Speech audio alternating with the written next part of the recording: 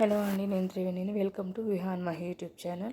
మన టమ్మీ లైట్గా ఉండాలన్నా, ఈజీగా డైజెషన్ అవ్వాలన్నా ఈ కర్రీని ట్రై చేయండి. ఇది మస్ట్ అండ్ షుడ్. అదేంటంటే పాలకూర పెసరపప్పు. ఇది తీసుకోవడం వల్ల డైజెషన్ సిస్టమ్ బాగుండమే కాకుండా ఇమ్యూనిటీ కూడా బూస్ట్ అవుతుంది. అలాగే ఐరన్, ప్రోటీన్స్ కూడా చాలా అందుతాయండి. ఎలా రెసిపీని ఎలా చేయాలో చూద్దాము. ముందుగా పాలకూరను కడిగి కట్ చేసి పెట్టుకుని పక్కన పెట్టుకోవాలి. ఈలోపు కళాయిలో నూనె వేసుకొని తాలింపు గింజలు, జీలకర్ర వేసుకొని వేయించుకున్నాక ముందుగా తరిగి పెట్టుకున్న పచ్చిమిర్చి అండ్ ఆనియన్స్ వేసుకుని వేయించుకోవాలి.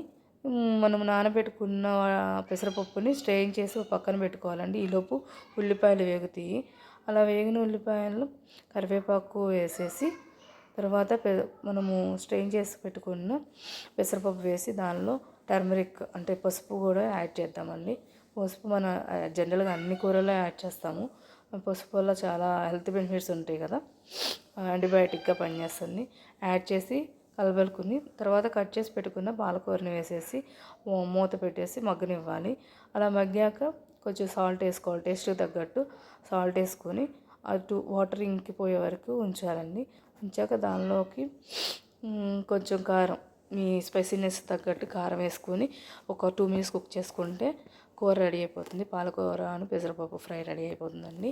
అంతేనండి, చాలా ఈజీగా చేసేసుకోవచ్చు. దీన్ని చపాతీలో కానీ రైస్లోకి కానీ ఎలా కావాలన్నా వాడుకోవచ్చు. చుట్టిదైనా తినవచ్చు. చాలా హెల్త్ బెనిఫిట్స్ ఉన్న కర్రీ కాబట్టి చిన్నపిల్లలు కూడా చాలా ఇష్టపడతారు.